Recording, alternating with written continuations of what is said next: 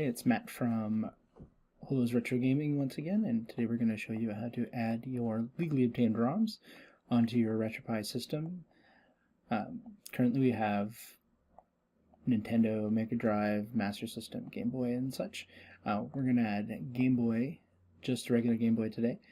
This does work with every system mostly. There are a few exceptions, but this will work for your standard retro gaming units, such as the Game Boy, Game Boy Color, even up to a PlayStation. So first we're going to start with a blank USB drive. I've chosen a 32 gig because that's the same size as the RetroPie's memory card. They don't have to match, just if you attempt to use a large USB drive and then stuff it full of games, it won't transfer over because it just doesn't have the room to take all those games. So we need to first make sure that our USB drive is formatted into the FAT32 file system. As you can see here, mine already is. If yours isn't, you can just use the built-in formatting tool with Windows and just choose Format, and you can choose it here and then hit start, and it'll format it under that. You need to have it in the FAT32 system or it won't be able to put the files onto your USB drive. So the next thing we're going to do is we're going to create a new folder by the name of RetroPi, like that, and it'll be empty at the moment, and we're not going to put anything in there as of yet. Once we put our USB drive into the RetroPie, it's going to create a bunch of folders in here that match the gaming folders that you have in your RetroPie, and that'll give us the basis to add games into the unit. So I'm going to just take the USB drive out of my PC. I'm going to plug it into my RetroPie. It should take only a couple minutes to build that file structure, and then after that I'll show you what the results look like. If you have a little light on your USB, you can plug it in, wait until it's done flashing, and then remove it, and then plug it back into your PC. If you don't have that light indicator, I'd recommend waiting about 5 minutes. I'm going to test it with my 32 gig here, and I'll give you a rough approximation of time of how long that took. Okay, so we have successfully put the file structure on our USB drive. So I was watching it, and it took roughly about 15 minutes for it to put everything in its proper folders. So I would definitely, if you don't have a light indicator, I would definitely wait. Now, I do have about 2 gigs for it to put on there, as you can see here. So your experience may vary just depending on how much stuff you have on there. So we're gonna go ahead and as you can see, I have all these ROM folders now for all the different systems that this RetroPie supports, and this is going to allow us to put games in these folders, and then once we plug it back into the RetroPie, it's going to copy those games over into the system's memory card, and then you'll have access to them. So as I said before, we're going to be adding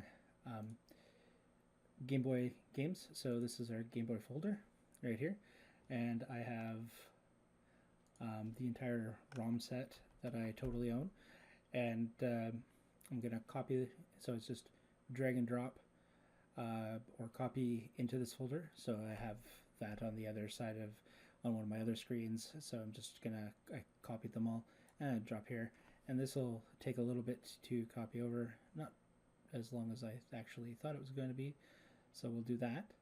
So once all of these have copied over to the ROM drive, we're going to put this back into our RetroPie, wait for those flashings again, and after it's done flashing, your little light on your USB, that means that all the games were added.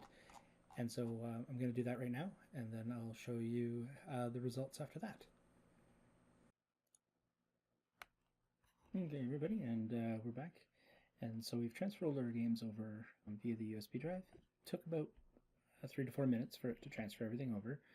And so now we just need to make sure that we reboot our system so the games show up. So they won't show up right away. The system needs to reboot to pick up those games. So we're going to do that right now. So I'm pressing on your controller, going down to quit, and then just reset emulation station, or restart emulation system, and we're just going to start. So after restart, there should be our Game Boy games, and there they are. So we can check them out. So we see all of the Game Boy games. And let's just pick one at random, and we'll. I've never played Balloon Kid, so load this up.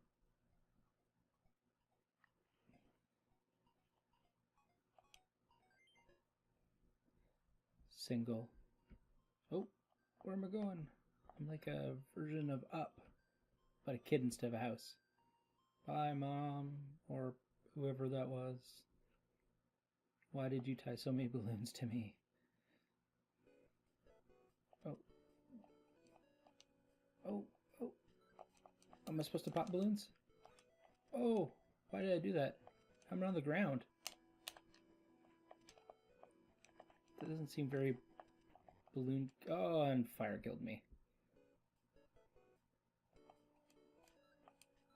Anyways, as you can see, it's running pretty smoothly. Pop some balloons. This world is boxed in by random blocks. What a terrible, terrible society we live in. Anyways, I'm going to just get out of that by pressing select start, and there you go. And then you have your Game Boy games, all 555 of them, or how many you want to add. If you just have a couple that you really want to play, like some of the Final Fantasies, Pokemon, original Pokemon, they're all on here, are available for you to put on there. And so this was informative and helpful, and I'll be doing some other videos in the future. One just to transfer games via your Wi-Fi or net connected RetroPi, so you can skip the whole USB drive altogether. And yeah, so thanks very much for watching, and once again, just have fun and enjoy your retro gaming.